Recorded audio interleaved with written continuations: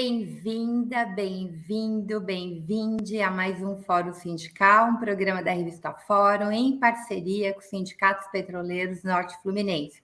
Como vocês podem ver no fundo, a gente está gravando esse programa, que estava muito difícil, né? Essa quinta de Corpus Christi, estava muito difícil feriado prolongado, a gente acertar a agenda dos nossos entrevistados. Mas como era muito bacana trazer esses dois entrevistados aqui, eu fiz questão de tentar adequar, e daí por isso que a gente está gravando. Então, boa noite para você que está nos assistindo aqui no nosso horário, comumente, né, às quinta-feiras, 18h30, logo após o Jornal da Fórum.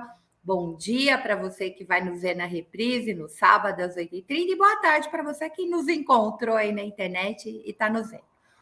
Hoje a gente vai trabalhar com dois livros, olha que bacana, duas indicações de leitura, e eu espero que ao final do programa a gente convença você que vale a pena adquirir esses livros. Vamos ver se os autores, inclusive, arranjam alguns para a gente sortear aqui no Fórum Sindical. Sortear não, a gente fazer aquela coisa que a gente faz com apoio, né? Vocês apoiam o Fórum e a gente manda o livro, a gente já fez isso algumas vezes. Mas a gente está num novo contexto, né? O primeiro livro, eu queria que a Tati colocasse aqui na tela a capa do livro do Marcelo Shoa, A Pandemia, a Luz. Nossa, que... Ajuda aí, Marcelo. A luz da negação de direitos. O morticínio no Brasil. O livro, publicado pela Cotter Editora, é o resultado do pós-doutorado do Marcelo lá em Salamanca, e tem um pós-fácil onde ele atualiza, né? Porque ele fez entre 21 e 22, no auge da pandemia, 20, 21, e ele conclui 22, e aí ele faz uma atualização, né, até pelo menos abril de 2023. Então, a gente vai conversar um pouco sobre isso. E eu queria que vocês pensassem, a gente acabou de estrear o documentário do Luiz Carlos Azenha sobre o golpe, sobre a tentativa de golpe do 8 de janeiro. E assim, eu não sei quanto a vocês, mas para mim provocou um misto de raiva, de indignação e de como que a gente não pode deixar sem ir até as últimas consequências da justiça. A leitura do livro do Marcelo, para mim, dá essa mesma sensação, porque ele faz parte do mesmo processo, né, de ultraneoliberalismo e de fascização da sociedade brasileira. Então, aliás, Marcelo, eu vou começar até pelo fim com você, porque ao final, no pós-fácil, você recupera o relatório da Covid e reelenca, isso me chamou muita atenção, 80 pessoas e instituições que cometeram crimes, né? Então, eu queria que as pessoas... Eu acho que pouca gente leu o relatório, eu li grande parte do relatório, tem mais de 1.000 páginas o relatório. E aí o Marcelo ele faz um grande favor para a gente, porque ele elenca nominalmente isso. Mas antes do Marcelo começar o nosso bate-papo, deixa eu chamar meu querido companheiro de bancada, Teseu. Cadê tu? Fro, boa noite, né? A todos, o Marcelo, sempre bem-vindo ao nosso Fórum Sindical. Obrigado, Fro, por mais uma oportunidade de estar aqui com vocês. Os dois cearenses, eu falei para eles que eram os meus dois cearenses prediletos, assim, né? Meus amigos cearenses. Você fala isso ao vivo na live, viu? Não, é que eles são amigos muito, muito queridos mesmo. Então, a gente... Aliás, hoje, de novo, uma live de amigos, porque a Ju também é uma amiga e parceira de trabalho, assim, a gente já trabalhou junto em formação na Central Única dos Trabalhadores, um curso de pós-graduação, e é sempre um prazer conversar com os amigos. Então, Marcelo, vamos começar por aí. Eu queria que você contasse um pouco como é que foi a intencionalidade. Você é um advogado especialista, um professor especialista em direitos humanos, E a gente teve, na pandemia, a negação de um direito básico, né? De um direito que no Brasil, eu acho que se não fosse. A Tati está me dizendo que conseguiu uma resolução menor da capa. A gente vai mostrar. Está um pouquinho melhor. Então, ó, este é o livro que vocês não podem deixar de ler, né? Aproveite aí o feriado para fazer encomenda. A pandemia, a luz da negação dos direitos, o morticínio no Brasil. Então, a pandemia na verdade, a forma com que o governo Bolsonaro lidou com a pandemia foi a negação de um direito que, no Brasil, se não tivesse a pandemia, certamente bolsonaristas, Ricardo Barros, os grupos de medicina privada teriam talvez conseguido privatizar o SUS. Essa é uma contradição que o Lula uma vez falou uma frase que disseram que foi uma frase infeliz, mas eu entendi perfeitamente o sentido, né? A gente só teve o SUS porque chegou um momento que, sem ele, o morticínio tinha sido maior. Terceira coisa que eu quero colocar para você começar a conversa, né, de tudo que te impulsionou a escrever o pós-doutorado nisso. A gente tinha um estudo, eu entrevistei aqui os pesquisadores da Conecta, que mostrou que não tinha absolutamente nada de aleatório no negacionismo do governo Bolsonaro. Nada. Que aquilo era uma política deliberada. E aí eu queria que você passasse um pouco por essas questões para primeiro dizer por que você escreveu, por que você escolheu, né, para pós-doc isso, e a expectativa que eu acho que aí eu quero que a gente amplie muito isso, porque eu não consigo, Marcelo, eu não consigo lidar ainda hoje com tudo que a gente viveu em decorrência da pandemia, que a gente ainda está vivendo, sem nenhum ser punido. Perfeito. Bom, boa noite, Fro. Boa noite, Teseu. Boa noite, a nossa audiência sempre extraordinária e linda do Fórum Sindical. Queria dizer, Fro, que é sempre um prazer muito grande participar deste programa, do seu programa, com você e com o Teseu. Sou fã dos dois, fico orgulhoso do Ceará toda a vida que vejo esse camarada na tela e fico muito feliz de ver que a gente, com dificuldade, mas com entusiasmo, a gente vai enfrentando aquilo que precisa ser enfrentado, né, Fro? Desde muito tempo. Então, agradecer o convite, dizer que espero que a minha fala sobre o meu livro agrade, como certamente agradará a Juliane, porque de fato ela é brilhante, ela vai dar um show daqui a pouco. E assim, uma pessoa que a gente acompanha todo o crescimento político, acadêmico, ela veio do movimento Levante, agora já é uma professora gabaritada da universidade, vem com um desafio de discutir economia, que não é coisa simples, num momento de transformações econômicas.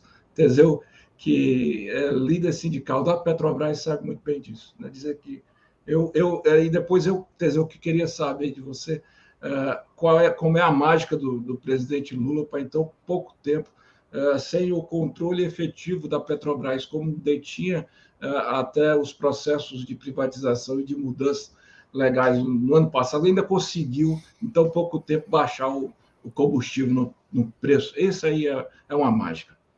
Bom, Fro, Teseu e a nossa audiência, esse livro aqui, né?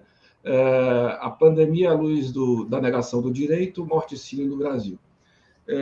A Fro colocou, né? Foi meu pós-doutorado, o pós-doutorado foi defendido em julho de 2022, eu fiz a atualização até 31 de dezembro, quando a pandemia ainda não tinha terminado, mas a gente já estava com números de uma certa maneira mais equilibrados e uma promessa já do governo que entraria, porque já havia sido anunciado toda a equipe da saúde, inclusive com o relatório da transição, queria modificar toda a política de reforço à vacinação, de apresentação de números. Então, ali eu também me encaminhei para a transição, para estudar um outro tema, e o livro ficou lá, e quando foi na semana passada eu recebi, e de fato eu preciso, eu dei uma lida novamente e fiquei orgulhoso assim, do trabalho, né, produzido.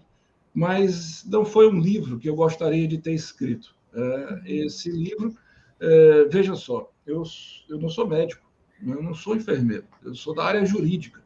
Por que eu escrevi esse livro?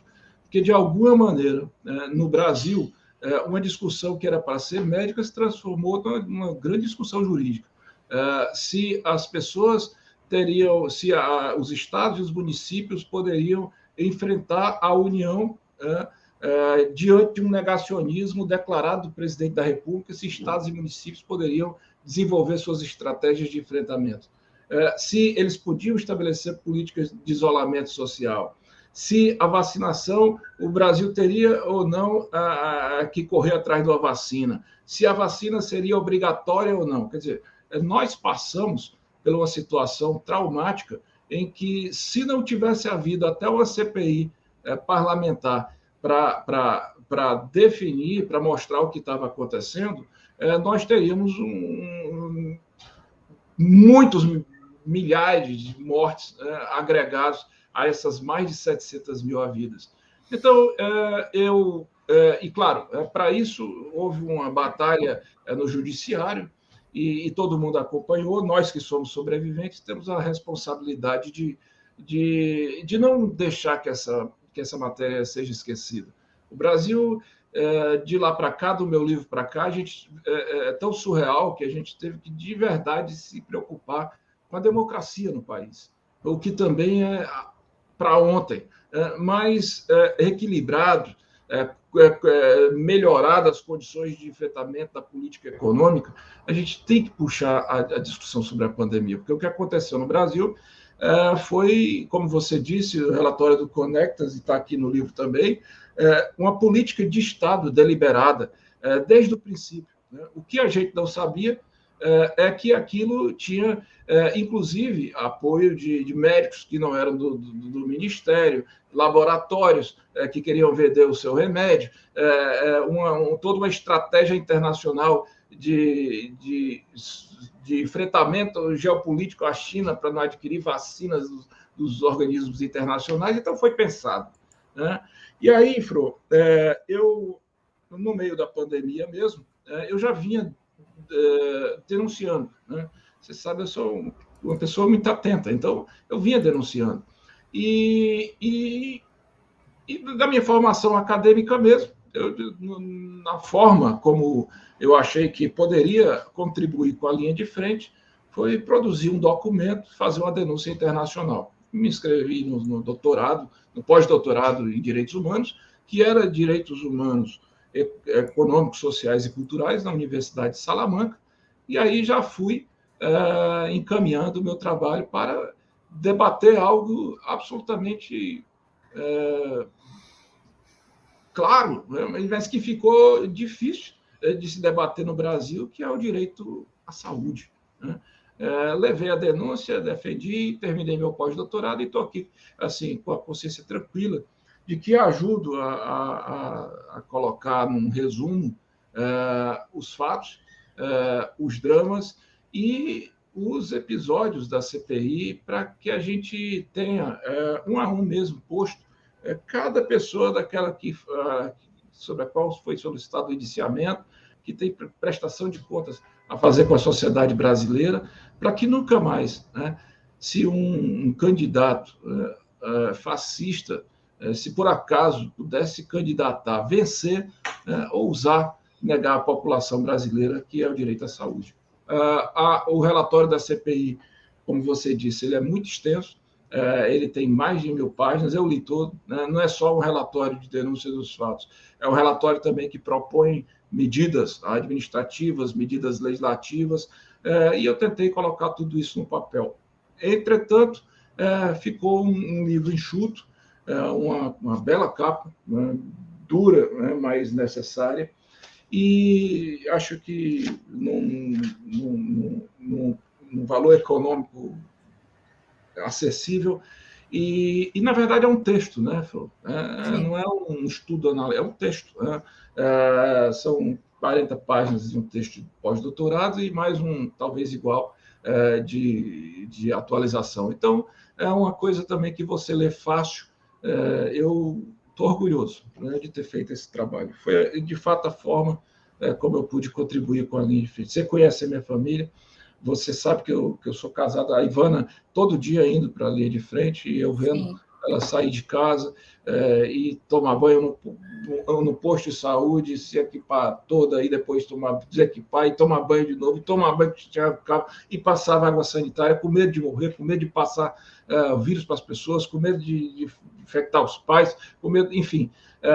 Eu me senti meio que na necessidade de fazer o meu desabafo, e fiz isso internacionalmente. Foi algo, eu confesso a você,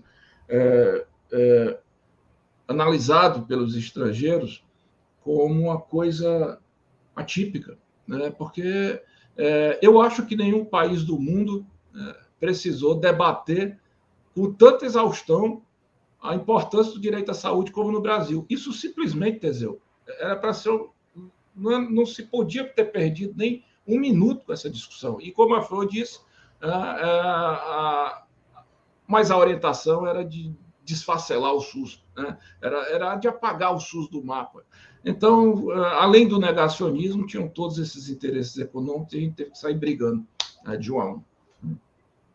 E como consequência, a gente teve a valorização do SUS. Eu acho que nunca a sociedade brasileira entendeu a importância do SUS, né? Entendeu a importância de se ter a tecnologia da vacina, de se ter a distribuição que o SUS tem. SUS é igual Correio, e aliás, Correios, e antes as agências do Banco do Brasil, antes de passar por esse processo de privatização, era o que transformava esse país continental num país conectado, né? Porque assim, é a partir das agências de correio e das agências do Banco do Brasil que a gente distribui muitas políticas públicas. As vacinas, elas muitas vezes são utilizando essas ferramentas porque você tinha pelo menos uma agência do Banco do Brasil em qualquer município minúsculo desse país, uns quase 6 mil municípios, e agência de correio a gente tem no país inteiro, inclusive fluvial e assim por diante. Eu vou deixar o Teseu falar, mas eu quero voltar, porque, assim, como eu disse para vocês, ter assistido o documentário da Zen, aí, se você ainda não viu, vá na revista Fórum para ver. A gente vai depois passar um teaserzinho aqui, eu vou pedir para a Tati, mas, gente, vai dando uma raiva, vai dando uma revolta, mas uma revolta que é aquela revolta que tem que ser a revolta boa, da gente se organizar e não deixar a impunidade, né? Aqui o Marcelo começou o ano aqui com a gente falando de justiça de transição, lembra? A gente precisa, neste país, instituir uma justiça de transição para tanto crime, né? Para essa tentativa golpista, para os crimes da pandemia, a gente não pode deixar na impunidade. E aí eu quero voltar para isso, mas eu sei que o Teseu já está coçando para conversar com você também. Vou passar a palavra para ele. Fro, eu não esperava nada menos que isso do Marcelo, né? O Marcelo é uma pessoa fantástica também, que você me deu a oportunidade de conhecê-lo, estivemos juntos lá em Fortaleza, e sem dúvida ele, a família dele, assim como eu e minha família também, né? Meu pai, eu levei meu pai lá no jantar, porque meu pai já conhecia o pai dele também. Então, as lutas se encontraram em gerações diferentes, né, Marcelo? Sem dúvida. E eu estava vendo aqui o Marcelo falando do direito, né? E o direito, ele puxa, ele nesse livro, eu quero saber onde é que está onde é que compra esse livro. Convidar você para lançar esse livro aqui no sindicato, aqui em Macaé, viu, Marcelo? Legal. Eu vou. Para a gente até resgatei, eu fechei a câmera rapidinho enquanto você começou a falar. Teve um livro também, Direitos Humanos e a Covid, que é o volume 2 já. Em um dos capítulos, ele fala justamente, assim, o quanto o direito ele não foi só na saúde, né, em si, o direito ele foi retirado das pessoas durante a pandemia em muitas outras áreas, né? A nossa Constituição sendo rasgada. A gente vê o Paulo Guedes disponibilizar 1 trilhão, desculpa, para os bancos privados fazerem empréstimos ganhando juros sobre isso e a população não poder ter a garantia de ficar em casa e ter uma renda ali, se não for o Congresso pautando ali durante todo aquele período inicial da pandemia e durante todo o governo, né? Apesar de um Congresso extremamente conservador, mesmo assim ele ainda acabou sendo um fiel na balança da democracia brasileira, né? Com todos os seus erros, todos os seus viés mais à direita do que ao centro e do que à esquerda, acabou também em vários momentos demonstrando isso, assim como foi a CPI da Covid, que várias das ações que saíram foram a partir disso. Em um dos capítulos, capítulo 11 desse livro, ele fala o Sindicato Cidadão, a campanha Petroleiro Solidário, como instrumento de conscientização e consciência de classe. E fala um pouco, aí são, sei lá, uns 40 páginas, falando um pouco sobre o papel do Sindipetro NF durante a pandemia, né? A gente distribuiu aqui, Marcelo, mais de 20 toneladas de alimentos pelo Sindipetro NF.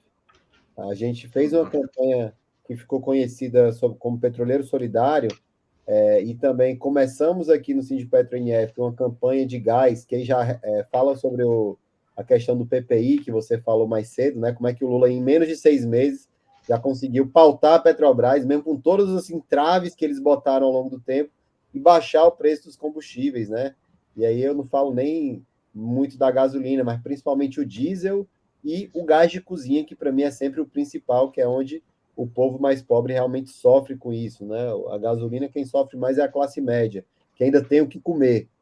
Pode deixar de abastecer o carro, mas comida vai ter. O pobre é que passou a cozinhar com lenha e muitas vezes não tem dinheiro para comprar sequer o gás. Então, assim, as lutas, elas foram feitas durante esse período tão difícil em vários ambientes e lugares diferentes, né? E cada um colocando ali o seu, da sua forma, uma contribuição para brigar para que essa justiça, para que esse direito da população de uma forma mais ampla, como foi o SUS, que a Fro lembrou bem, que foi saiu mais forte do que nunca da pandemia, né?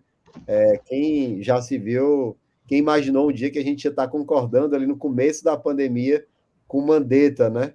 E por a gente concordar com ele, que ele estava fazendo alguma coisa certa. Ele com a gente, vamos voltar. Isso. Ele É com a verdade, gente, porque se dependesse dele, né? O discurso dele antes era outro, isso. Não, o discurso e a prática, né, Teseu? O Mandetta Sim. foi um dos que aprovou tirar a CPMF, aquele imposto que ia direto para a saúde, que a gente teria fortalecido muito o SUS, ele foi um dos que votou para tirar. E ele foi a pessoa escolhida para desmontar o SUS, né? Essa que é a verdade. É isso. Mas por força da responsabilidade, inclusive profissional, e das implicações criminais, fez aquilo que o médico tem que fazer, que é prestar o socorro e tocar administrativamente aquilo que lhe corresponde. E para isso foi fritado. Né? E também depois o outro, que passou um mês, até que o Bolsonaro colocou uma pessoa que não era do SUS, era um general Pazuello, e que já chegou logo escancarando que não conhecia o SUS, e deu no que deu. Né? Quer dizer, e que só estava interessado, como diz a própria ex-esposa, em saco preto, né? Para colocar os corpos. A gente não pode esquecer disso.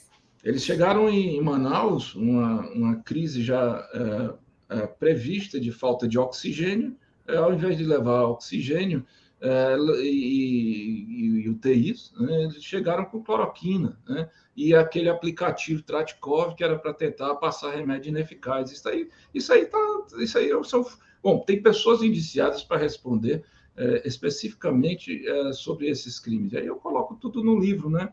Porque é um catatal de coisas acontecendo e outras que a gente não sabia.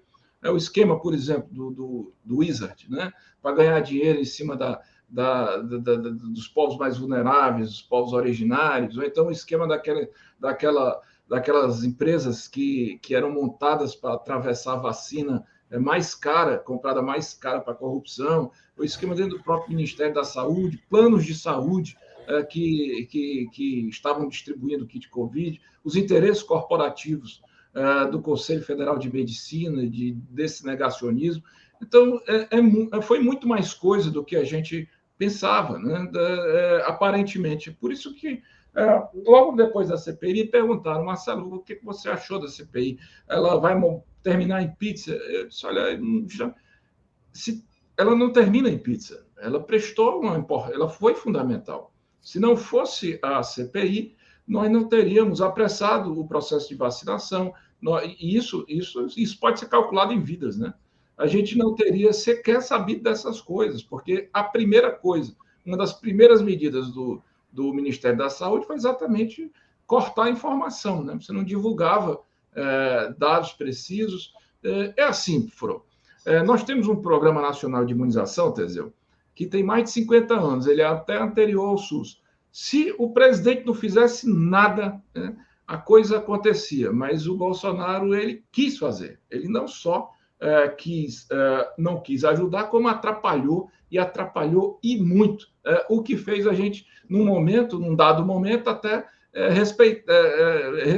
respeitar, parabenizar, torcer pelo um cara como Dória, né? Por quê? Porque ele tomou uma decisão, olha, vou desenvolver uma vacina. E desde o primeiro momento, lutando, só que isso aí foram todos os governadores, boa parte dos prefeitos e esse cidadão em Brasília tratando pessoalmente de boicotar, tentar não repassar verba, atrasar repasse de verba, não executar, aglomerar, não usar máscara, fazer uma confusão danada na discussão sobre a importância da vacina, de modo que deixa este governo está com dificuldade, porque todos os números de vacinação do Brasil caíram.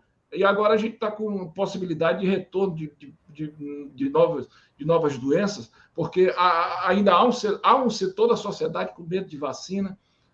Olha, é muito prejuízo, não é pouco, não.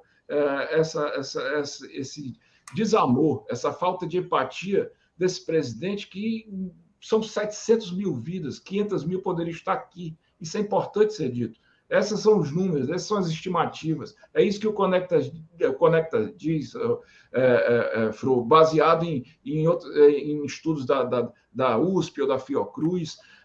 Nós temos um número incontável de orfandade de crianças e adolescentes nesse país. Nós temos um número inadministrável de enfermos de doenças decorrentes da Covid, né? Que a gente não conhece, a Covid não é conhecida. Então, assim, não é brincadeira. Nós corremos nosso risco. Todo mundo que adoeceu, quantas pessoas você não conhece, Teseu e Fro, que faleceram antes do tempo, que a gente sabe que, enfim, pode ter uma ligação. Olha, é uma irresponsabilidade. Não é por nada que a BJD, por exemplo, apresentou a primeira representação para o Tribunal Penal Internacional contra o Bolsonaro, ainda no mês de março de 2020, quando ele disse, olha, não vai ter, vai matar só umas 5 mil pessoas, é uma gripezinha, quando a gente viu que a Procuradoria da República, que não estava passando a denúncia para frente, estava sentada em cima dos processos, não ia acionar o judiciário, a gente entrou logo para o Tribunal Penal Internacional. Né? E aí tem várias matérias correndo, genocídio indígena, questões com pessoas em situação de rua, pessoas em vulnerabilidade social. A gente não pode deixar a Covid passar tão sério. Eu vou deixar o Teseu concluir e vou retomar várias coisas que estavam aqui na minha lista. Anotei até para não esquecer, porque eu acho que nós precisamos... minha palavra hoje é: não dá para esquecer, não dá para a gente deixar impune, porque a gente tem essa memória, o brasileiro tem que matar um leão por dia, aí esses problemas já viram passado e a gente deixa impune esse bando de desgraçado. Teseu, os sindicatos petroleiros, os sindicatos cotistas, o MST, se juntaram, né? Eu me lembro de ações, porque se vocês se lembrarem do golpe para cá e o desmantelamento da indústria, a gente que tinha uma indústria potente na área da saúde não tinha máscara, não tinha luva, não tinha álcool gel, ficaram caríssimos e a gente não encontrava no mercado.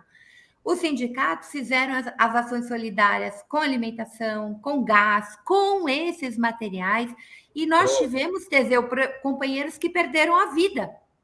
Tivemos muitos trabalhadores que embarcaram nas plataformas de petróleo, Marcelo, saudáveis, sem vírus e tal, e por causa da irresponsabilidade de uns ou outros gestores, que em muitos casos falavam, não, fulano vai ficar. Aí até essa denúncia chegar para o sindicato e falar, não, fulano não vai ficar, fulano vai desembarcar. Que era protocolo, os protocolos da Anvisa, praticamente fomos nós que fizemos e passamos para eles adequaram, nossa assessoria aqui, nosso médico do trabalho, doutor Ricardo. Aqui, Marcelo, a gente distribuiu para os trabalhadores offshore 10 mil máscaras antes da Petrobras disponibilizar máscara nas plataformas, porque ela dizia que não tinha como disponibilizar. Estava a crise da máscara no começo da pandemia, beleza. Tinha um monte de costureira desempregada para poder fazer máscara. Nós fizemos 10 mil máscaras, assim, ó, em uma semana e pouco, com costureiras nas comunidades aqui, e mobilizamos e distribuímos lavadas e higienizadas e ensacadas. Minha esposa também é da área da saúde, Marcelo. E também teve que ficar indo trabalhar durante a pandemia e tal, e fazia, tá? Chegava em casa, era aquela desinfecção completa e tal, ia direto correndo para o banheiro. Eu também ia para o aeroporto, ia para cima e para baixo, para a base nossa, que foi um dos trabalhadores que não parou um dia. Os petroleiros também, todos os santos dias, para continuar movimentando o Brasil, energia, né? Assim como os eletricitários, assim como tantas outras categorias que não puderam abrir mão do trabalho presencial. Então, essa falta do direito à saúde das pessoas, ela foi, assim, acho que mais do que nunca escancarada, né? E assim, eu parabenizo pelo seu livro, já fui procurar aqui na internet, tá, Marcelo? Para me adiantar, tem um site aqui, cotter.com.br, que está disponível. É editora. Eu acho que esse livro está na Amazon também, eu já vi por lá, e, enfim, porque eu ainda não lancei, né? Mas então pronto. A partir do programa aqui da Flux. Mas assim, eu já estava procurando aqui para poder também já comprar e tentar ler o quanto antes, porque, sem dúvida, esse tema ele não pode ser esquecido, né? A gente viu aqui o Bolsonaro na reta final, Marcelo, ele passou o governo inteiro aumentando o preço dos combustíveis, e aí quando chegou na reta final, faltando 6 meses para a eleição, inclusive está tendo investigação na Petrobras, no TCU e nos órgãos, a gente denunciou à época, ele mandou liberar 200 milhões de reais de gás. E aí, sabe as milícias, tudinho que domina o gás aqui no Rio de Janeiro, na zona oeste do Rio? Essas milícias foram para onde foi distribuído boa parte desse dinheiro para vender gás. Aí a pergunta que não quer calar, você acha mesmo que eles repassaram desconto para o pessoal? Não, né?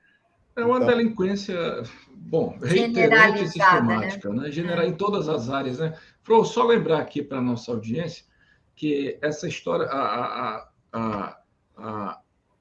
inexistência de máscaras num dado momento, claro, né? Houve uma necessidade que não se tinha, portanto, você tinha que ter empresas que produzissem. Claro que poderia faltar alguma coisa, mas a gente teria muito mais se o Brasil tivesse alertado, né, para a chegada da pandemia, porque, olha, a pandemia ela era meio matemática, né? A gente já sabia que ela ia chegar no final de fevereiro, no começo de março. Ela tinha passado pela China, ela tinha saído para a Itália, depois ela foi para a Espanha, depois ela foi para a França, e a gente sabia a data em que ela ia chegar nos Estados Unidos aqui. Mas o governo perdeu ali 2, 3 meses negando. Então, assim, tudo teve que ser feito para ontem, e quando veio foi demais. E olhe, Flor. Havia cientista, inclusive, Marcelo, que não queria que ocorresse o carnaval, porque é no carnaval que você tem a vinda para o Brasil, né, de muitos estrangeiros. Se a gente olhar, inclusive o movimento é uma coisa que eu também gostaria que se abordasse. A primeira pessoa a adoecer de Covid e a falecer foi uma empregada doméstica que foi obrigada a trabalhar com seus patrões que tinham vindo da Itália, né? Eles sobreviveram e ela não. Então a gente vê aí mais uma questão que essa pandemia, ela foi desigual inclusive nisso, né? Porque a gente tinha um SUS desestruturado, como diz o Teseu, ficou escancarado o fato das pessoas que moravam em condições subhumanas de não poder ter nem isolamento. Como a classe média pôde fazer isolamento, porque tem um quarto, tem uma sala, né? A casa minimamente com condições de você isolar alguém se tivesse com Covid e tal. Mas como é que você faz isso num barraco da periferia? Então, esse foi um outro direito, né? O direito à moradia impactou diretamente ao direito à saúde de uma grande parte da população brasileira. Você estava falando aí quando você retomou a palavra, a gente não falou do PPI, mas voltaremos ao PPI. Você falou da quantidade de órfãos e a quantidade, gente, de sequelados, e eu não sei, Marcelo, talvez você tenha conhecimento sobre pesquisas sobre isso, porque a quantidade de sequelados e de coisas que a gente nem sabe ainda, tem alguns que a gente tem clareza, né? Dificuldades motoras, dificuldades da memória, teve gente que perdeu visão, enfim, a forma como foi afetado, você ainda tem, especialmente nas condições motoras, especialmente os idosos. Meus pais, porque a gente isolou, não deixava ninguém chegar, tipo, a gente tomou muito cuidado. Meus pais, eles tiveram um decréscimo na habilidade motora que até hoje, tipo, você olha, tipo, meu pai não anda, minha mãe tá muito ruinzinha. Por quê? Porque eles não tomava sol quase, não podia caminhar, não podia. Então teve e não tem hoje, existe uma fatura aí para o próprio SUS e para o novo governo com a política dos cuidados, especialmente com os idosos.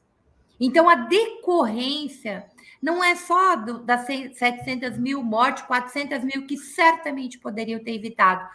A superlotação do SUS fez com que muita gente morresse de outras doenças porque não tinha espaço para o tratamento ou para a cirurgia eletiva. Uhum. Então, assim, eu estou jogando mais coisas aí, né, para a gente mobilizar a nossa raiva, né, para não deixar isso... Para você ver como a gente não pode deixar passar a discussão sobre a pandemia. Esses números eu não tenho, né, porque eles não foram apresentados até o final do ano passado.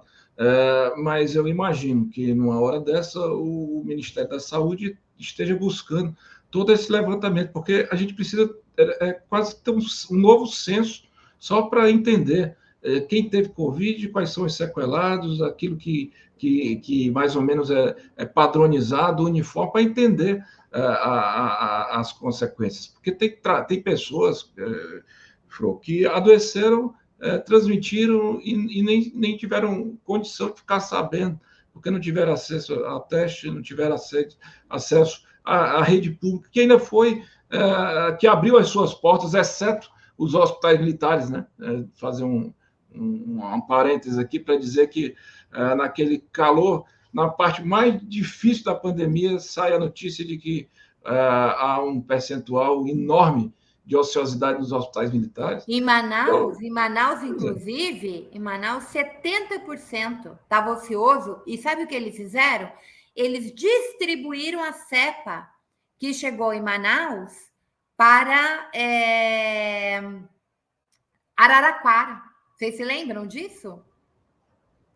Eu acho que o Marcelo travou. Ele travou. Voltou.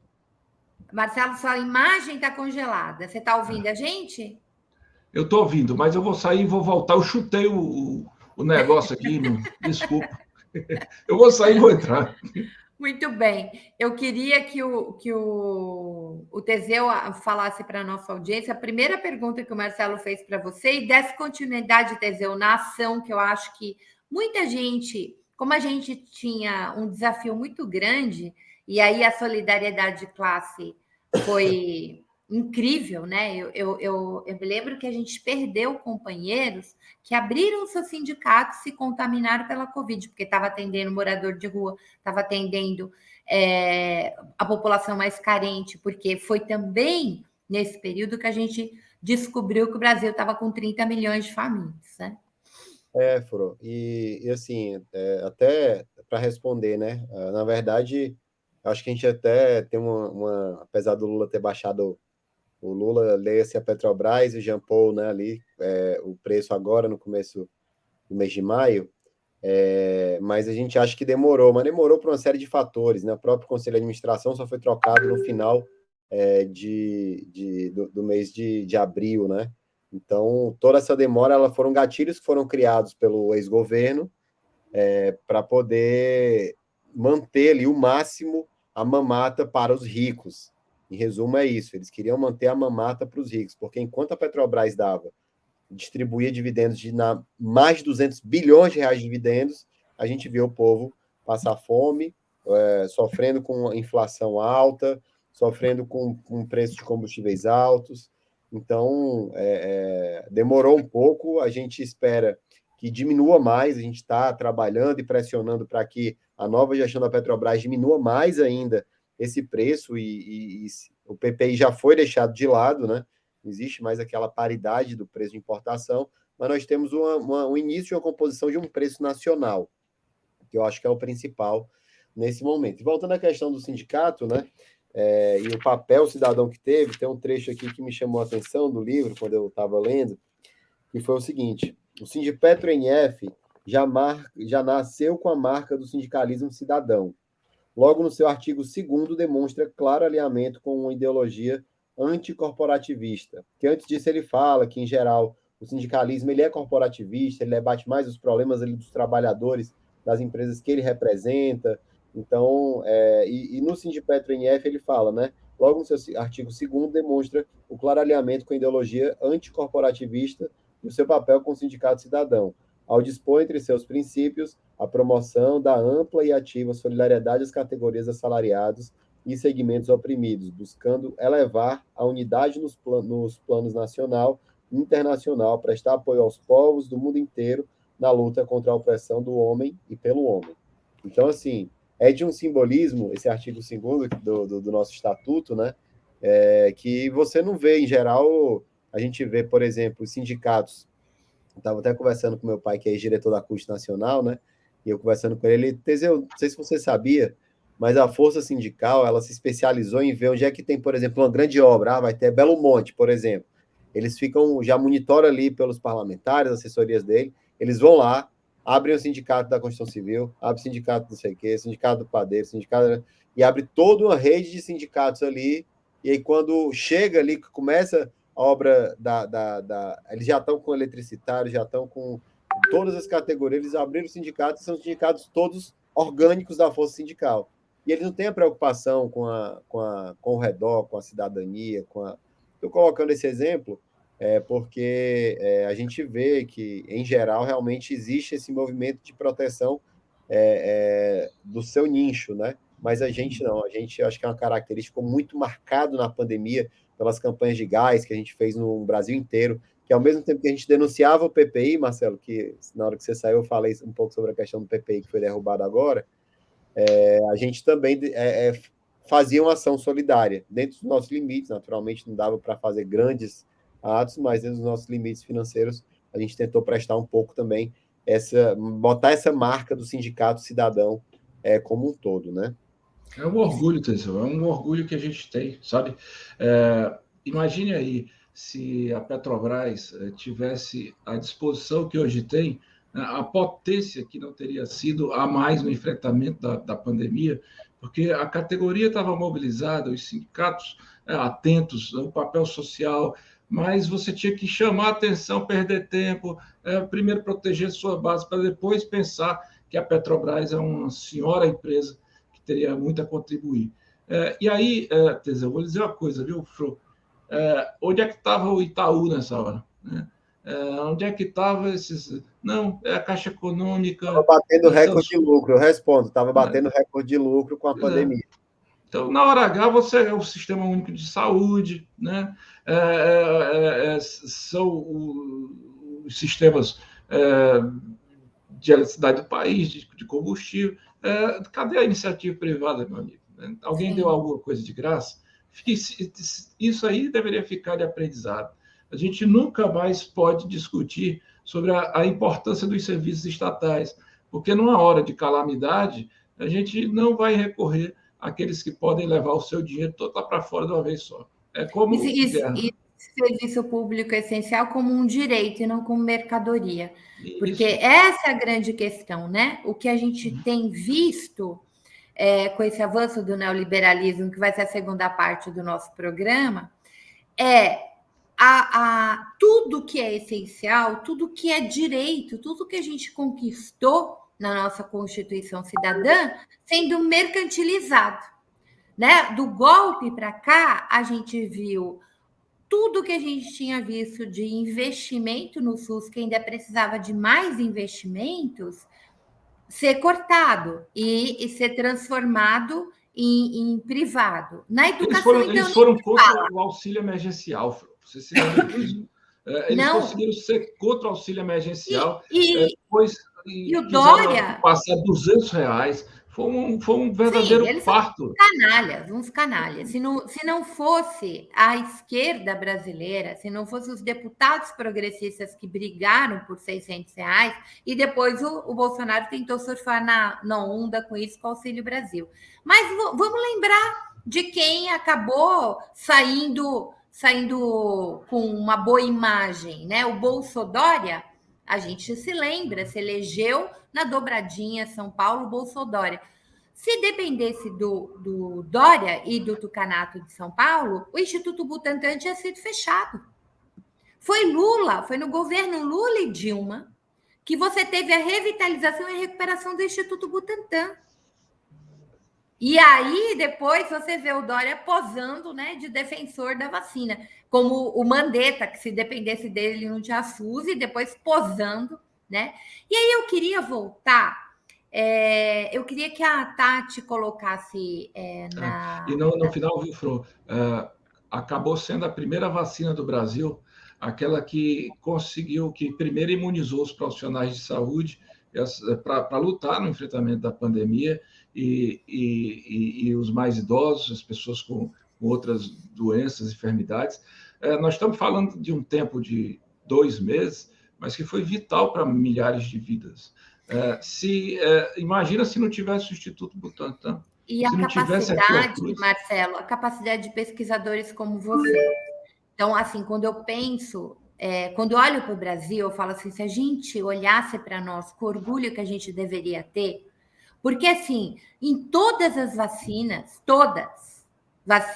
tinha pesquisador brasileiro que poderia estar desenvolvendo aqui, mas estava lá, estudando lá. Então, a gente tem capacidade, tem acúmulo, temos excelentes universidades, o que a gente não teve foi incentivo e apoio, porque houve um projeto neoliberal de destruição, né, dessa tecnologia, né, dessa ciência. E aí, Marcelo, várias coisas que eu quero ver se dá tempo da gente perguntar tudo, mas, por exemplo, eu acho que a gente precisava de um estudo interdisciplinar da pandemia. Porque na área da comunicação, por exemplo, o negacionismo, ele também estava nessa política deliberada de Bolsonaro.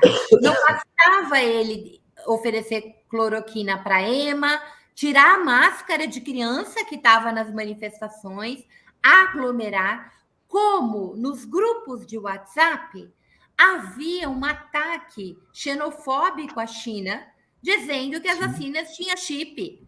E as pessoas ficavam com medo de tomar vacina. Quer dizer, quando a gente vai olhar, Marcelo, as consequências desta política deliberada de Estado para matar as pessoas, para eliminar velhos, para eliminar pobres, que é uma política de genocídio, a gente tem tanto campo que a gente ainda nem investigou. O desgoverno ele tinha canais de televisão que patrocinavam o negacionismo. O que foi a Jovem Pan? Né? A quem a Jovem Pan dava voz? Exatamente aquelas pessoas que aglomeravam, que eram contra. Então, assim, isso tem que ser discutido, o papel da comunicação, sim, e sem tirar a responsabilidade também daqueles canais que se posicionaram pró-vacinação e pela ciência, mas que contribuíram para a chegada de um negacionista no governo, né? Porque eles têm contribuição direta. A gente jamais poderia ter passado pela experiência de ter um irresponsável, negligente e necropolítico na presidência da República. Esse aqui é o fato, Fro e Teseu. Imagina você ter a honra de ser presidente do seu país e no momento talvez mais importante da saúde pública, da história do país, o cidadão age daquela maneira. Olha, não vou nem dizer que isso é uma vergonha, isso é um crime violento contra esse país. O cidadão é assim, morreu 200 no socorreiro. Quer dizer, pelo amor de Deus. É uma gripinha, eu tenho saúde de atleta. O brasileiro é acostumado. Deixem de mimimi. Isso. Não, e essa história da China, lembrar que isso aí foi teve como porta-voz o chanceler brasileiro, né? Que disse que era um comunavírus e que tinha sido criado em laboratório. E olha, isso aí, se a China tivesse levado isso a sério, isso é quase uma declaração de guerra. Você responsabilizar o outro país de ter feito no laboratório por questão de mercado. E isso foi a ideia que justificou o Brasil trabalhar contra o consórcio da OMS, porque disse que a China dominava. E esse cidadão está fugindo praticamente do país, né? Ernesto Araújo, né? Exatamente. Então, assim, essas pessoas estão indiciadas a buscar a responsabilidade, né? Não vou nem dizer que é a sorte do Brasil, não, mas a sorte de não ter se declarado de fato uma guerra, Marcelo, é porque os caras eram tão imbecis, tão idiotas, que eles entenderam que era um momento político difícil e que o Brasil não era aquilo, né? Então, eu acho que, eu diria que a sorte foi essa, porque era motivo para eles, de fato, cortarem relação comercial, cortar relação... A própria questão das vacinas, né? A vacina, como eles diziam, né? O quanto foi importante o tanto de vacina que veio da China para a gente, né? E os outros insumos, né? Os insumos, principalmente, né? Senão você não tinha nem Coronavac. Porque um dos desafios hoje, eu já vou chamar a Juju, que vem para cá e vai falar de economia com a gente, na reindustrialização, e uma das grandes oportunidades é a área da saúde, né? Da farmaco, porque há um campo imenso para isso. Ô, Juju, vem para cá, entra aqui na roda. Olá! Essa mulher linda. Tudo bem, Ju? Tudo bem, Fro? É um prazer estar aqui com o Marcelo, com o Teseu, grande amigo. Faz tempo que a gente não se reencontra, né, Teseu? Uma alegria encontrar vocês. Você está bem? Você conseguiu ir no médico? Tudo tranquilo? Estou bem, só estou com uma crise alérgica, mas espero que eu não esteja muito fanha e que a gente consiga conversar. Bem-vindo ao time, Ju. Eu vou dizer uma coisa para vocês. Eu tinha crise de sinusite dia sim, dia não, em São Paulo. Quando eu vim para Santos, nunca mais tive crise. Impressionante como faz diferença você estar num outro clima.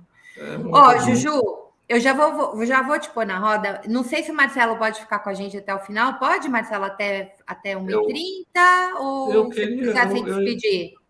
Eu queria me despedir, Fro, porque eu também estou com uma crise de coluna. Não é difícil entender. Então, deixa eu te fazer a última pergunta. Vai chegar uma pessoa que viu, Marcelo? Tudo bem.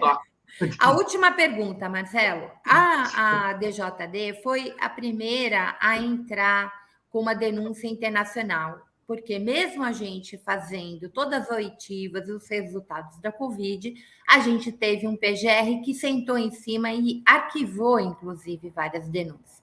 No livro do Marcelo, a gente tem umas 20 páginas, gente. São 80 nomes, como eu falei para vocês, entre instituições e entre pessoas. A começar, obviamente, pelo Bolsonaro e pelo Pazuello.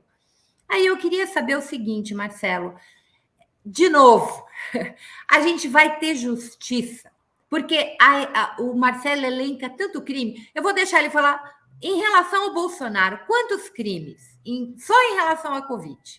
Quer ver? O Marcelo vai elencar. Só em relação ao Bolsonaro, Jair Messias Bolsonaro. Artigo 267, parágrafo 1º do Código Penal, epidemia com resultado de morte. Artigo 268, caput, infração de medida sanitária preventiva.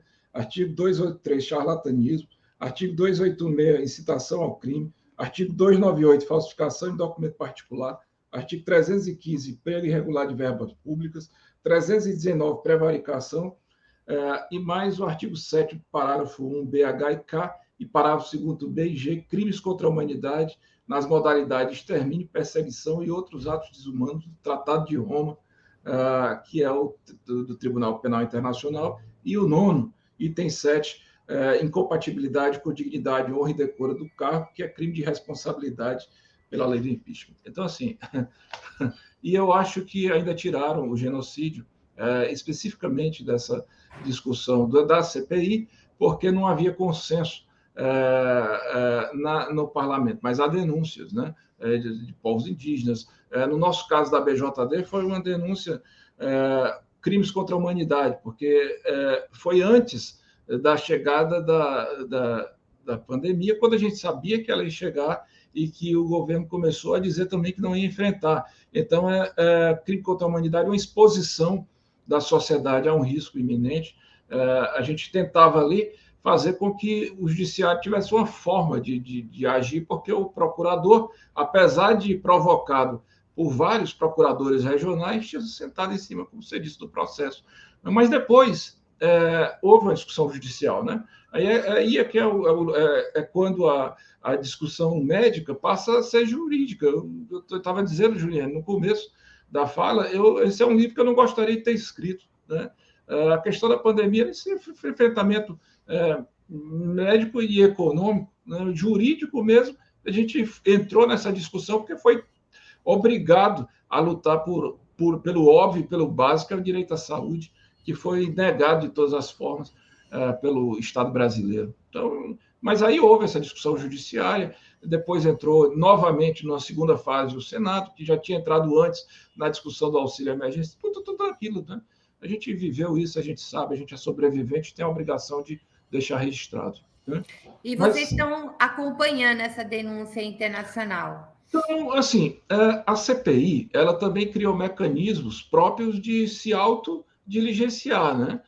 De cobrar o cumprimento daquilo que foi estabelecido. O problema do Brasil, Flor, é que, veja só, aí, de repente, a gente precisa passar pela uma CPI do dia 8, né, de janeiro, né? Quer dizer, poxa, né? Aí os caras abrem uma CPI provocativa e sem fundamento, né? Contra o MST. Quase que extorsiva contra o MST. Então, falta gente, falta parlamentares, você tem que governar. Então, eu não sei bem como é que estão essas coisas, como é que está o encampamento dessas discussões. Mas eu acho que o livro vem para reforçar e para cobrar isso, né? Assim, do ponto de vista da BJD, a nossa representação, o escritório da Procuradoria lá do Tribunal Penal Internacional também não respondeu. Mas, em compensação, respondeu um a outro de povos originários. Mas não respondeu porque a jurisdição internacional ela também funciona de forma complementar. Então, na hora que o judiciário doméstico começa a tomar atitude, ela meio que espera, né? Mas a gente fez o que tinha que ser feito, né, naquele momento. Era o que podia ser feito. E acho que agora é tentar se organizar para colocar aqueles 80 listados, incluindo aí Conselho de Saúde, que continua na mesma toada, né, gente? E a discussão é importante que ela seja retomada politicamente pela classe médica. Aqui vai haver uma disputa no CRM, vai haver uma disputa no sindicato. A gente vê a categoria também se mobilizando. Nós vamos ajudar, nós precisamos estar juntos com essa turma que esteve conosco, que defendeu a ciência, que foi contra o negacionismo, que de alguma forma conseguiu resgatar a sua credibilidade, porque se colocou contra o mais médico, mas depois, pelo menos, se esforçou e foi ao enfrentamento concreto dos riscos, né? Teseu sabe disso, a esposa, minha mulher, enfim, a turma foi para a rua e a gente tem que homenagear todo dia. Aliás, o piso da enfermagem ainda está por ser implementado, né?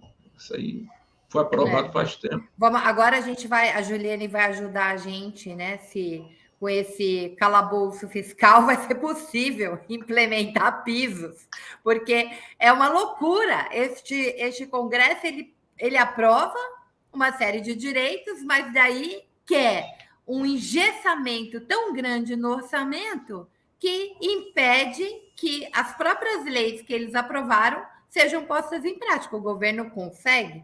Então, Marcelo, a gente vai se despedir de você. Você está com o Dodói também. Muita sorte, Juliane. Melhor da sua alergia também. Teseu, e você da coluna. Estamos juntos. Eu vou ser desentortado agora. A ficar bom é um processo, né? Mas vamos lá. Obrigado, viu, Flor? Beijo querido. Bom beijo para a nossa audiência. Antes que eu me esqueça, aqui no livro tem um agradecimento especialmente à mídia progressista do país, que comprou essa luta também desde do primeiro momento, ajudando a denunciar, e tem aqui dentre os canais, a TV Fórum, viu, Flor? Porque também tem que ficar registrado esse esforço monumental que os jornalistas fizeram e que foram agredidos por isso, né? Foram agredidos pelo governo, foram ameaçados, enfim, é uma outra discussão. Processados. Isso. Obrigado, viu, Flor? Juliane, beijo, tudo querida. de bom, querida. Teseu, um abraço, camarada. Um abraço, meu irmão. Muito bem.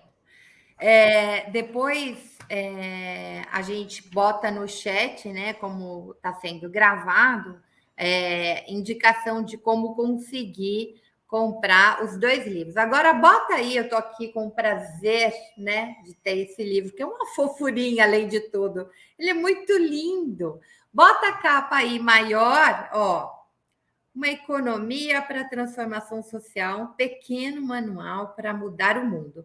Foi escrito pela Juju, a Juliane Furno, e o professor, também professor de economia na Unicamp, o Pedro Rossi, que está com a filharada, está em véspera de feriado, então está mais difícil. Como eu disse para vocês, a gente queria garantir a vinda da Juju e do Marcelo, juntar 2 livros muito importantes num único programa, porque Fórum Sindical também é cultura, né? A classe trabalhadora precisa se informar para poder brigar por seus direitos.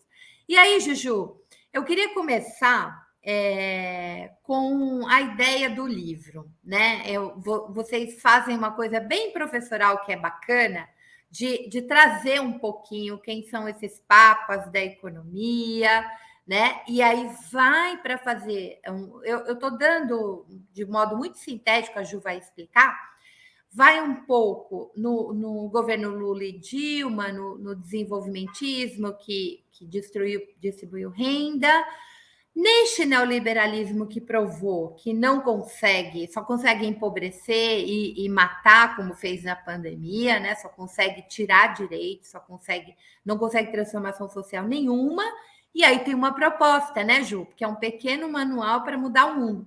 Aí a minha pergunta, para começar aqui, será que finalmente a gente vai conseguir fazer com que a economia sirva ao povo brasileiro e não a política sirva aos banqueiros? Eu queria começar com essa provocação. Bom, essa resposta, ela é uma resposta da política. Embora a economia e política não se separem, a forma como o povo brasileiro é refém, e de forma geral no capitalismo, né, como os trabalhadores são reféns de uma política econômica que serve para garantir a reprodução ampliada do capital, serve para garantir e legitimar as desigualdades sociais e econômicas. O problema da estruturação dessa sociedade, ou a identificação de que isso é um problema, não é porque quem está no poder não compreende economia. ou mesmo que não entende tecnicamente, cientificamente, como um modelo de maior distribuição de renda pode, inclusive, fomentar o desenvolvimento do próprio capitalismo em bases, inclusive, mais sustentáveis. Então, o problema é que não é de convencimento técnico, nem de aprendizado conceitual. É um problema de opção política. Então, o livro ele quer fornecer, ou ofertar para a sociedade brasileira um arsenal de categorias, conceitos, um método de análise, o conhecimento do funcionamento da política econômica, dentro da história recente, do presente e passado do Brasil, para que essas pessoas, aí sim, através da ação política, organizadas nos seus sindicatos, nas suas organizações populares, nos seus partidos políticos, para que essas pessoas munidas do conhecimento suficiente necessário para fazer a disputa das ideias, consigam fazer com que os interesses da classe trabalhadora suplantem os interesses de uma pequena minoria que vive da exploração. Então, aqui a determinação é da política, mas nós estamos querendo contribuir para a disputa política desde um local dessa disputa, que eu ousaria dizer, sem grandes determinismos, que tem sido o lugar central, que é o lugar do debate da política econômica, ou seja, justamente retirar da premissa técnica, distanciada, revestida de uma certa neutralidade, uma neutralidade axiológica, uma neutralidade de interesses, retirar essa ideia e dizer, olha, a economia e o seu funcionamento é parte de um projeto. Não é natural, não são leis naturais, são leis sociais, trazendo Marx aqui para o jogo, e que, assim como são leis sociais, são submetidas a leis de contratendência, que também são leis sociais, ou seja, fazem parte do movimento da história. E a história se modifica sempre, e necessariamente sempre, que os sujeitos se dão as mãos e partilham de um mesmo propósito. Então, aqui o principal é munir a sociedade, a partir da economia, de ferramentas para fazer a batalha que é no terreno da política. Exemplo, o que aconteceu, o que acabou de acontecer na Petrobras, Quando a gente pensar a Petrobras antes do golpe, a Petrobras depois do golpe, a Petrobras agora com um projeto de abrasileiramento da Petrobras, para ela recuperar sua função social, para ela recuperar sua função em relação a servir aos interesses do povo brasileiro, não os interesses dos acionistas. Esse é um exemplo que a gente pode pensar que a política está organizando a economia, porque se a gente for pensar, por exemplo, no Sanderberg da vida, ele ia dizer que a Petrobras vai ter prejuízo. Certo? Tem uma parte disso que é efetivamente mentira, e aí faz parte da forma demagógica com que as pessoas se utilizam um pouco dos dados que querem ou da narrativa que quer. Esse é um problema, inclusive, da forma como o debate econômico tem sido levado a cabo no Brasil nos últimos anos. Se a gente for olhar, e esse livro ele faz um percurso nos anos 50 e nos anos 60, um pouco da formulação do debate sobre dependência, subdesenvolvimento, qual é a especificidade da economia capitalista brasileira. Neste período, dá para dizer que existia um debate na sociedade. Mesmo os conservadores, mesmo os agraristas, mesmo os anti-indústria e anti-Estado, debatiam, inclusive nas mesmas instituições. Veja, a FGV era um instrumento de uma certa pluralidade, oxigenação das ideias, o BNDES, mais adiante nos anos 50, a própria política econômica, os quadros do governo, existia um debate, um frutífero debate, que solidificou um pensamento, inclusive, genuinamente nacional. Hoje não existe debate, não existe interlocutor. Inclusive, os nossos economistas de direita e conservadores, eles podem ir para a televisão e dizer a Petrobras vai voltar a dar prejuízo e o povo brasileiro que vai pagar subsidiando o preço dos combustíveis. Ou o que um cara aí, que foi inclusive cotado para ser presidente da empresa num tempo não muito remoto, diz a Petrobras perdeu 100 bilhões subsidiando o preço da gasolina. Veja, se existisse um interlocutor, ele poderia dizer que uma coisa é deixar de ganhar 100 milhões, porque a gente faz uma estimativa, O preço vai ser X, 2X, né? O quanto a Petrobras deixa de ganhar em termos de rentabilidade financeira e empresarial. E o quanto ela deixa de garantir, sem ter prejuízo, que a sociedade brasileira se beneficie de um bem que é um bem público, né? E que é um bem, inclusive, extraído, refinado e distribuído em moeda brasileira. Então, parte disso é mentira. E grande parte da mentira se assenta na inexistência de um contraponto. Agora, a outra parte é uma disputa de concepção. Veja, o que os economistas liberais apregoaram para a Petrobras no último período não necessariamente está errado. Eles aplicam uma fórmula, que é uma fórmula correta, é a fórmula de maximização do lucro de uma empresa. Como que ela maximiza lucro? Cortando custos e executando uma política de vendas em que o preço daquele produto é o maior preço possível. Não está errado. Então, a questão aqui não é moral de qual é a forma mais acertada ou mais equivocada. A questão é interesses. A Petrobras, sim, é uma empresa, né? E como uma empresa, ela precisa garantir lucro, é uma empresa que ela tem uma racionalidade empresarial microeconômica, mas ela não é uma empresa qualquer, ela é uma empresa estatal e que foi criada, e está lá na missão presidencial que criou a Petrobras, uma empresa criada, né, vocacionada para a garantia da segurança energética, que é mais do que a disponibilidade física do ativo, mas em preços acessíveis, e garantir um meio de operar a industrialização brasileira. Então, ela tem uma missão, ela é estatal, ou seja, submetida ao Estado brasileiro, ainda que seja de capital aberto, ela é uma empresa estatal, e como uma empresa estatal, ela precisa equilibrar ou equacionar o preço máximo, né, que torna ela mais rentável possível, com a sua missão na sociedade brasileira. Então, não está errado, está diferente de uma perspectiva que ajudaria o Brasil, a indústria e os trabalhadores. E esse debate só pode ser feito no terreno da política, obviamente muito munido de informações, mas é um terreno de opções. Então, não é como é uma ciência exata, que uma teoria ganha sobre a outra porque mostra, né, a refuta empiricamente. São opções. O que a gente precisa garantir é que a sociedade esteja à parte, né, ou seja, convocada a debater opções. E o problema da política econômica é que parece que só tem um caminho. Sim. Parece que uma empresa precisa necessariamente reduzir custos para aumentar o seu lucro. Quanto mais gera de lucro, melhor, mais rentável e mais de sucesso é uma empresa. Quando o Estado tem déficit fiscal, tem que cortar gasto. Quando o Estado não tem dinheiro, né, ou não tem dinheiro, ele precisa fazer austeridade fiscal. O que a gente quer dizer é que tem opções.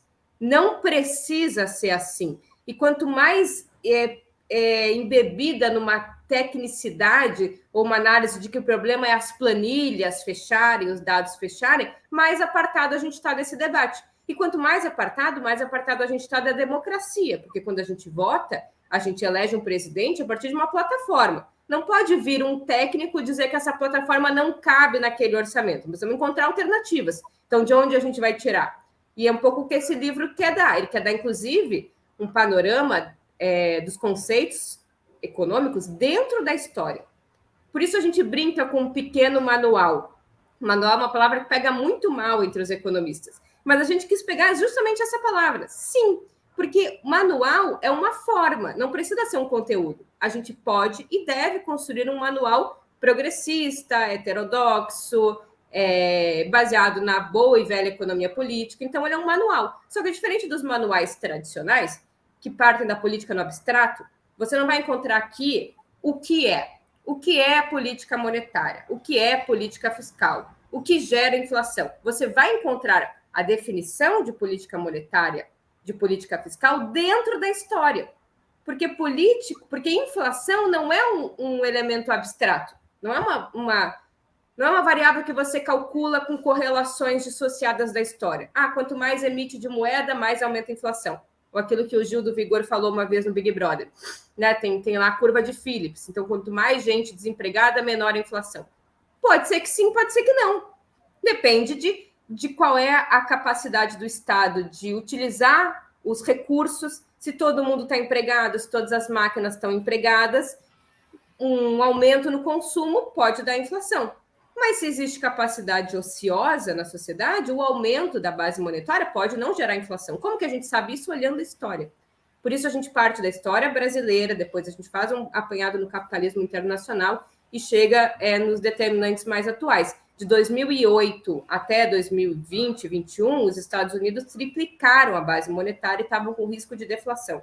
Como que isso acontece? Se você estuda um manual de correlação abstrata, você acha que sempre A determina B, ou sempre, né? E de toda forma. E aqui a gente quer olhar e ofertar para as pessoas o entendimento do conceito, não de forma abstrata, o conceito na economia política, o conceito na história. Eu já deixo...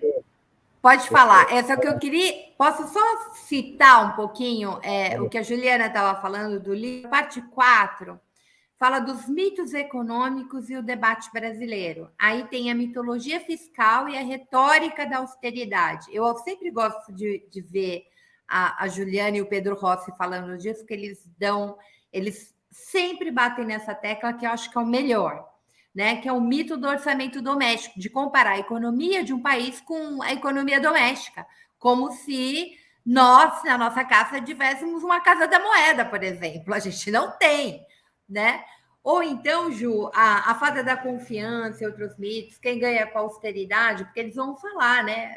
Como que o neoliberalismo vem com essa conversa fiada, né? O que a gente viu, a baixaria que a gente viu no debate para aprovar a austeridade, o arcabouço fiscal, os deputados bolsonaristas achando que era um absurdo, né? O que para a gente é muito limitador, né? Quase como a EC 95. Eu tenho uma opinião sobre esse arcabouço, acho ele profundamente limitador, né? E fazer isso, não vamos ter dinheiro para gastar. Uai, se tem dinheiro para fazer a Petrobras pagar acionista, se dentro deste lucro e daquilo que em teoria não está errado, privatizar a marca BR para os mesmos que detonaram com a Americana, jogaram a Americana, faliram com a Americana. Você pega a marca BR, uma das coisas mais preciosas que a gente tinha na Petrobras,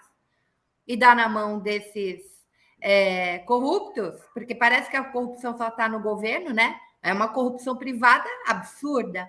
Ou você privatizar Landulfo Alves e deixar uma refinaria que supria todo o Nordeste na mão de uma empresa privada. Quanto é o preço do gás, quanto é o preço do combustível? O tipo de estratégia, né, para se pensar regional, um povo todinho, mais de 60 milhões de brasileiros na mão de uma... enfim, de um grupo que hoje a gente sabe que andou dando presentinhos para Bolsonaro, né? Presentinho de milhões. Quer dizer, tá errado ou não tá errado?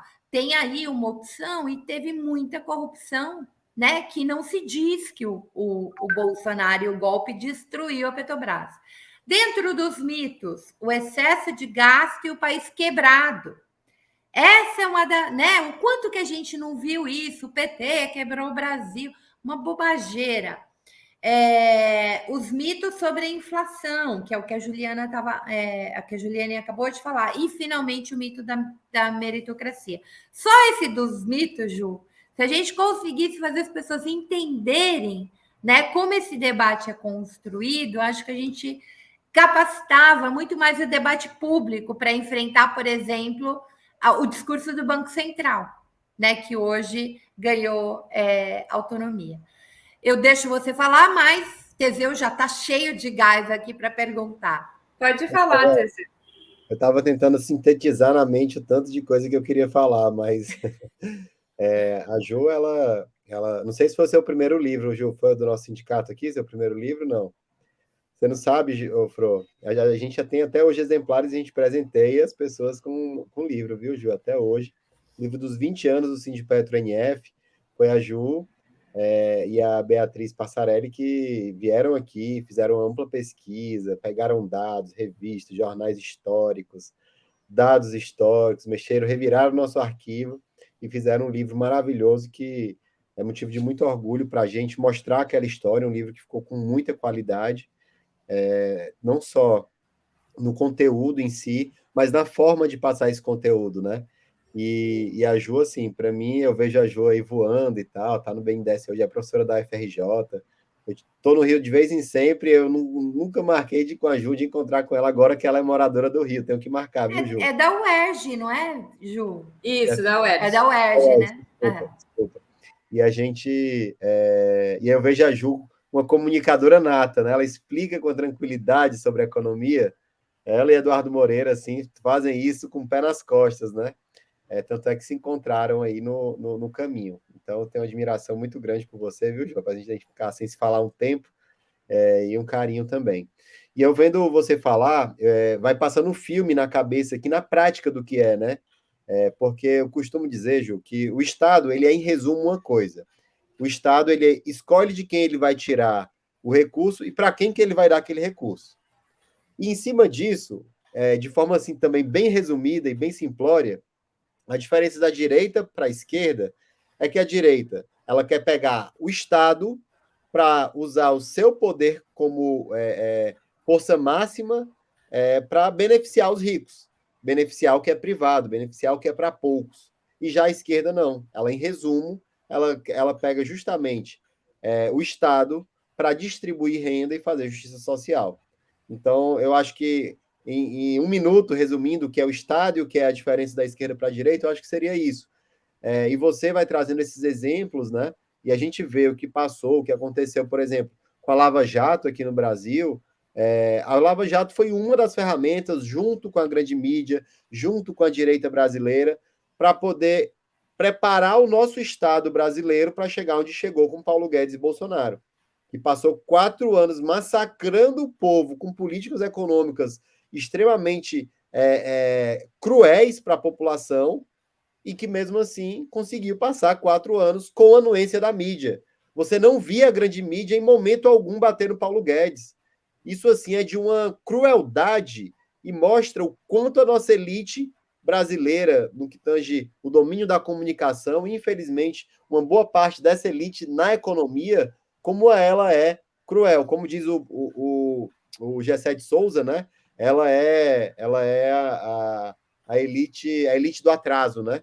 Então, vira-lata também.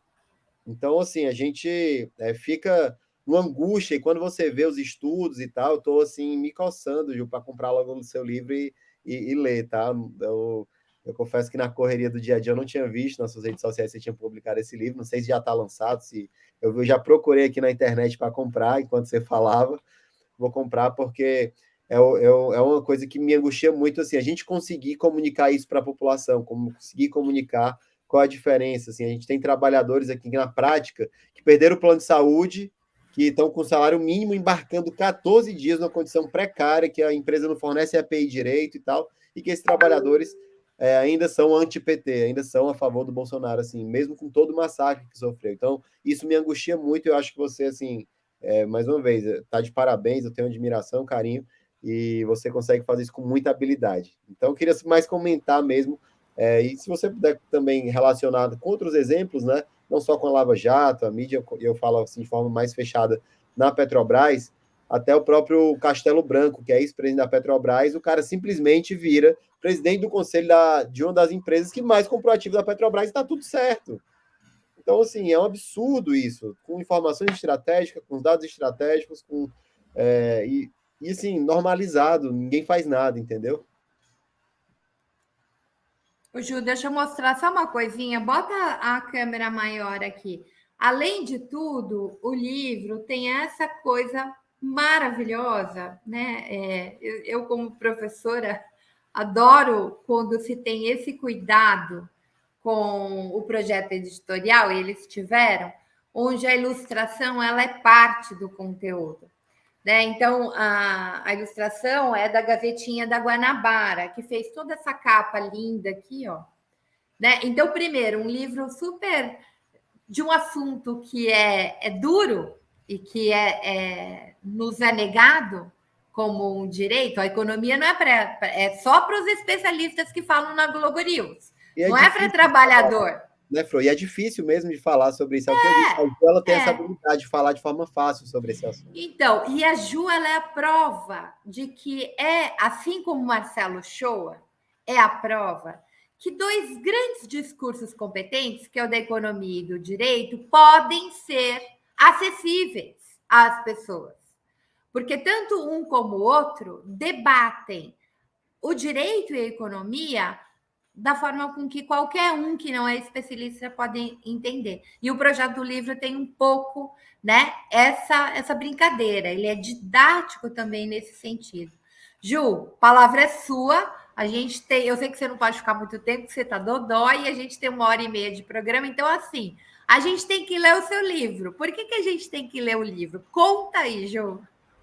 Bom, primeiro eu quero agradecer muito ao Teseu, né, ter lembrado também desse... Foi meu primeiro livro, contando a história dos 20 anos do Sindipetro MF, e foi um desafio de pesquisa, né, de entrevista, de artigo, de arquivo, muito motivador, é muito parte da minha formação militante, intelectual e comunicadora. Eu gosto muito de lembrar dessa parte da minha trajetória. E quero também reforçar o que a Fro falou. O livro, ele além de ser escrito numa linguagem acessível, não exatamente numa linguagem acessível, eu quero explicar rapidamente isso. A gente usa os conceitos exatos. Por exemplo, a gente fala lá na parte do plano real, por exemplo, de âncora cambial, de déficit nas transações correntes, de balanço de pagamento. A gente não poderia ter substituído isso, em vez de déficit na conta corrente? Não, a gente não poderia ter substituído, porque é assim que se comunica em economia. O que a gente faz é dizer, ou seja, a diferença entre a somatória das importações menos as importações de bens e de serviços. Porque a gente quer não ter esse saber dominado por nós próprios. Então, eu, com a Miriam Leitão, vou falar em déficit fiscal, mas eu não ensinei as pessoas a falar sobre eu não contribuí para que elas falem sobre isso. Então, nós vamos falar com eles, nós vamos falar na linguagem deles. Só que esse livro, ele tem sempre um ou seja, quer dizer, não dou de barato esses conceitos, eu explico. E as ilustrações, elas servem também, né, por um lado, assim, para a quebra da leitura das palavras, que é importante, mas para compor também um imaginário sobre... A ilustração não é a tradução do que está escrito numa imagem. Ela é uma outra forma de comunicar aquilo. Então, é texto e imagem, não a imagem explicando o texto, mas a imagem compondo uma outra linguagem,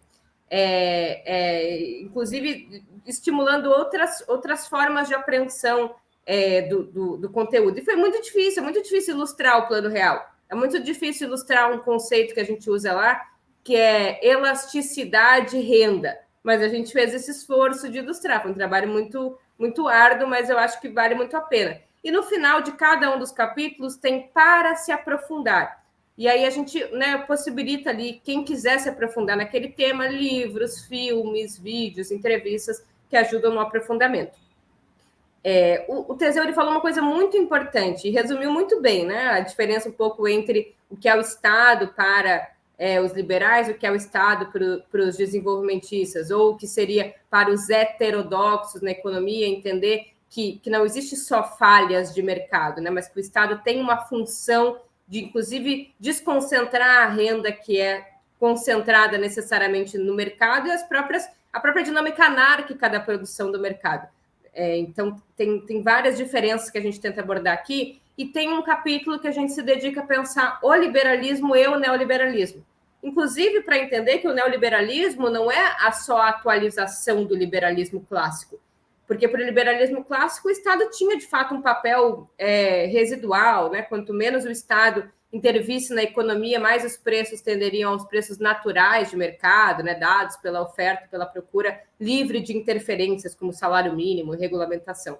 O Estado no neoliberalismo tem uma função central, embora a função central seja ser um agente da desestatização, um agente da abertura comercial e financeira, um agente da maximização das empresas privadas, sobretudo internacionais. Então, tem uma diferença que a gente trata. E a gente trata aqui também do Marx e do Keynes, né? Olhando como é olhar a economia capitalista, né, na sua forma mais abstrata, né, de interpretação, e como olhar o funcionamento da macroeconomia capitalista. E um pouco as aproximações e também diferenças entre os dois. Por isso, esse pequeno manual também é para transformar o mundo, né? Nos situando naqueles que querem transformar a sociedade capitalista. E a gente não só faz um diagnóstico do funcionamento da história econômica brasileira e internacional, quanto, como a Fro falou, oferta no final a nossa alternativa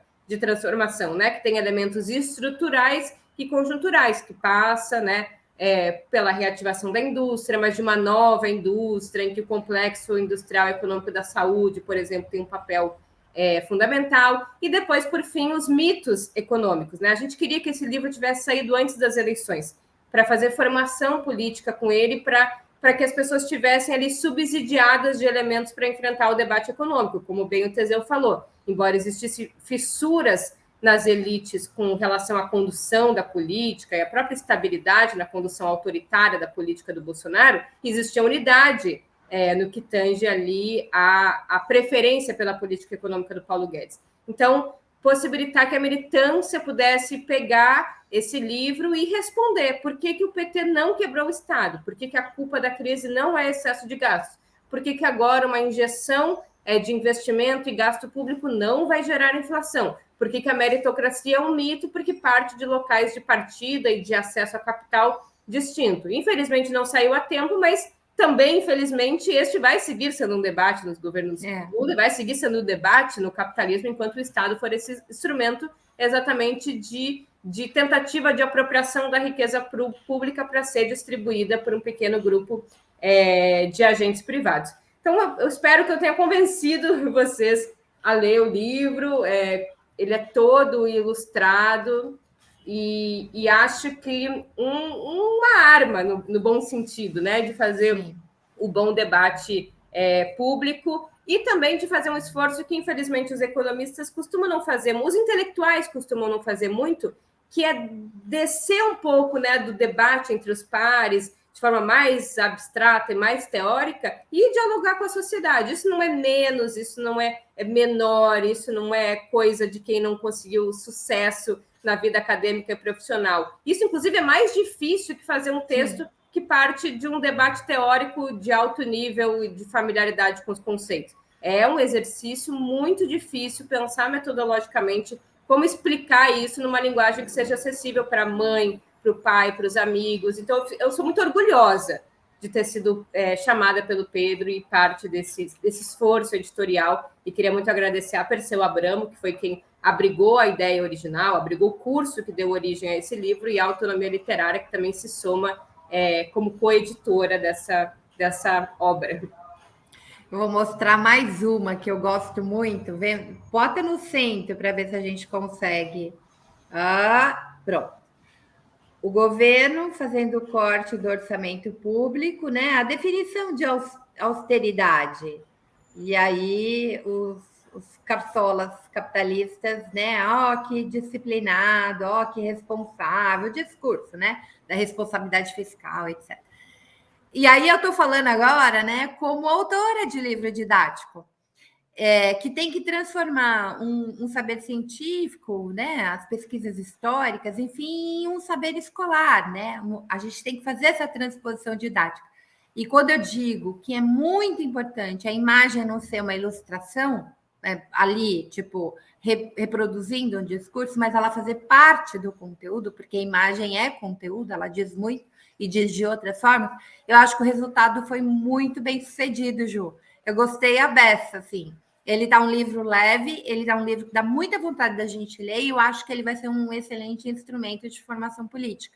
Especialmente aí, Teseu, nos sindicatos, nas organizações, porque a complexidade, né, e a cumplicidade a complexidade da realidade, a cumplicidade midiática com esses especialistas, né, bem entre aspas, porque são sempre os mesmos, que vão lá sempre com o mesmo discurso neoliberal, faz com que a gente se distancie desse debate e ache que não tem jeito e que todo mundo é igual, tal. E aí eu termino um pouquinho estimulando vocês a pensarem isso. O Estado, seja ele nessa construção que nós conhecemos hoje, no Estado moderno, ele está em disputa. Ele está em disputa. Né? Quando o Teseu fala a visão da esquerda e a visão da direita, ele está em disputa. Se a gente acumula força no nosso campo, nós conseguimos fazer com que a economia sirva, né, às políticas públicas.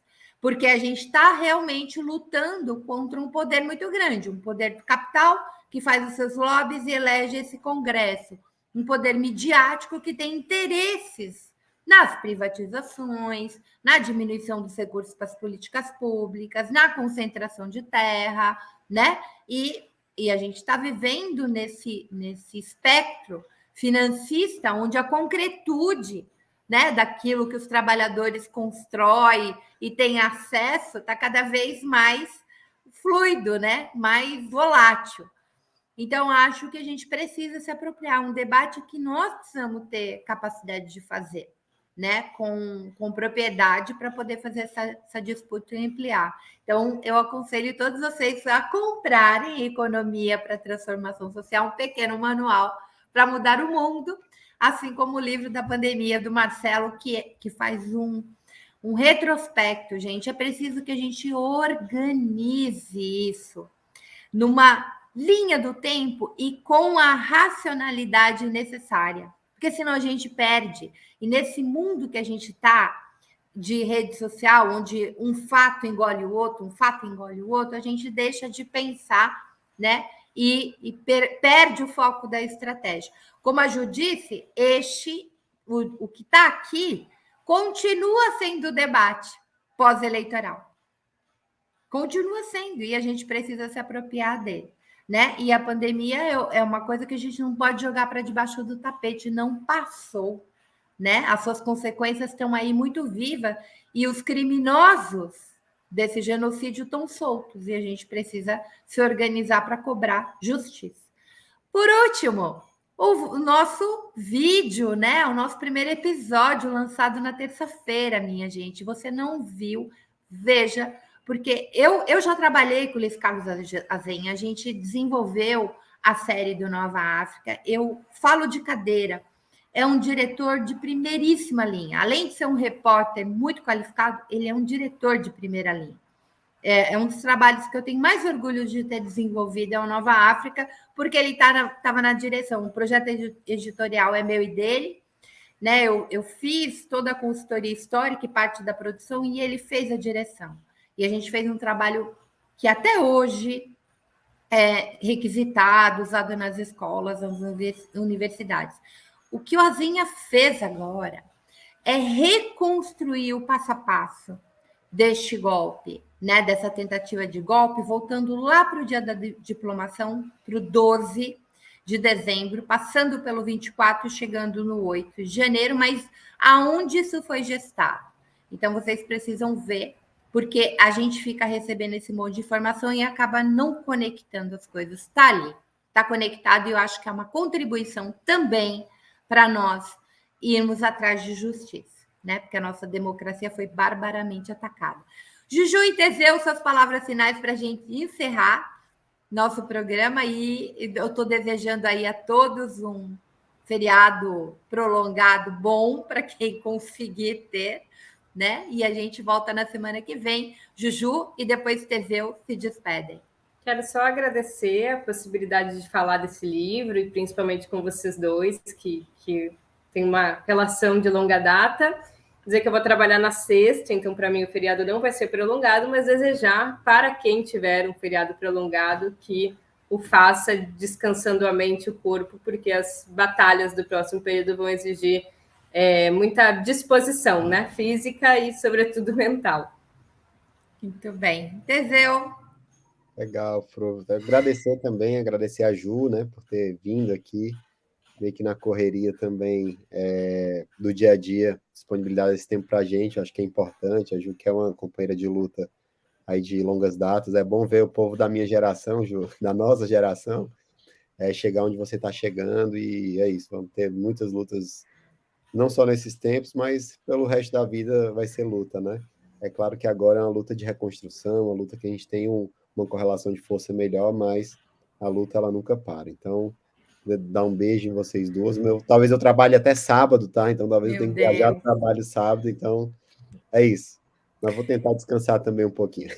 Eu vou trabalhar em casa, tentar organizar a minha biblioteca, que eu ainda não consegui, tá tudo em caixa, meus livros. E aos pouquinhos, que eu tô com muito problema na coluna.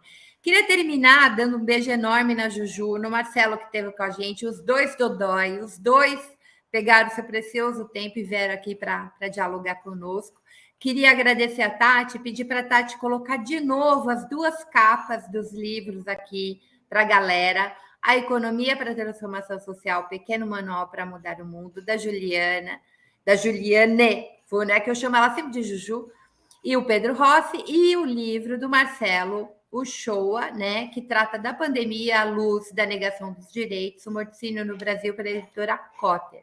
E, por último, pedir para jogar o teaser do nosso primeiro episódio do documentário 18º Ato, do Luiz Carlos Azen e da Fórum Filmes, para a gente terminar.